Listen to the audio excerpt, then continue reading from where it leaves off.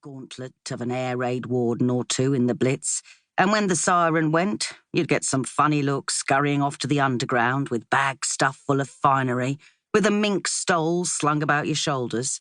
But I'd be damned if I was going to let a German bomb deprive me of the spoils of a hard day's work. But with the blackout gone, there was more risk of being tumbled. Round our way, most folks have always known better than to ask too many questions, no matter what they saw coming and going from my flat. They're happy enough to pay for a bit of stuff on the side when they need it, especially if it means they don't have to keep slapping gravy browning on their legs, because I've got them some nice new nylons. And if anyone feels compelled to talk to the law about me, well, let's just say they'll soon realise that my jewels aren't just for show. Diamonds are hard, and they can come in handy as a knuckle duster when you have enough of them. I wear one on every finger. Alice Diamond by name and Diamond by nature, as I like to say. You can call me a thief, but I prefer to say I'm a hoister. I liberate clothes from shop rails and coat hangers and find them a good home. Perhaps I'll give a working-class girl a chance to shine in a dress that she could never dream of affording, never in a month of Sundays.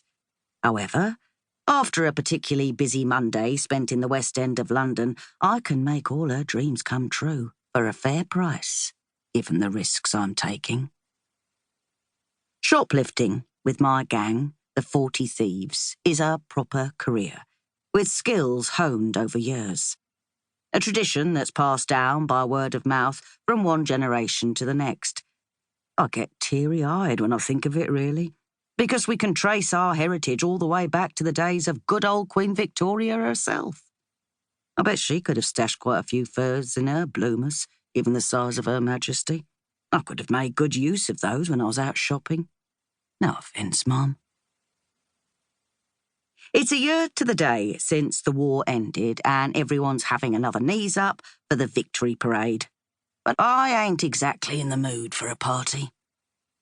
Everything but the air we breathe is still on coupons. Make do and mend. Mrs. So and so. Clothing on the ration, forgive me for saying, but those things are for mugs who want to wear moth-eaten jumpers and go around with holes in their stockings.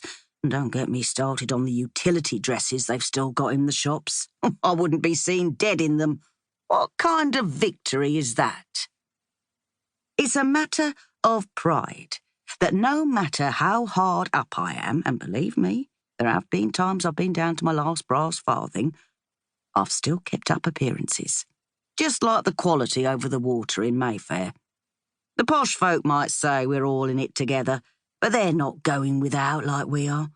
They ain't fooling me, not for a minute.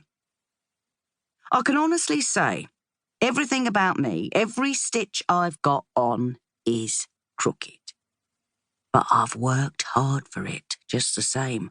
Harder than quite a few blokes I could mention, who spend their wages down the pub and leave the missus short for the housekeeping. Talk about doing an honest day's work. And what with the prices of things in the shops these days, it's hard to say who's robbing who when you pay for things at the till. Not that I've done that very often, but at least I'm truthful about it. And don't go thinking I've lost touch with my roots, even if I am dolled up in my finery. Some of my best contacts are people you wouldn't bat an eyelid over if you met them in the street. The flower seller at Waterloo Station looks like nothing more than an old drunk, but she's sharp as a tack. She's called Lumps and Bumps because she's always falling down and hurting herself when she's been on the sauce, but she's my eyes and ears in that neck of the woods.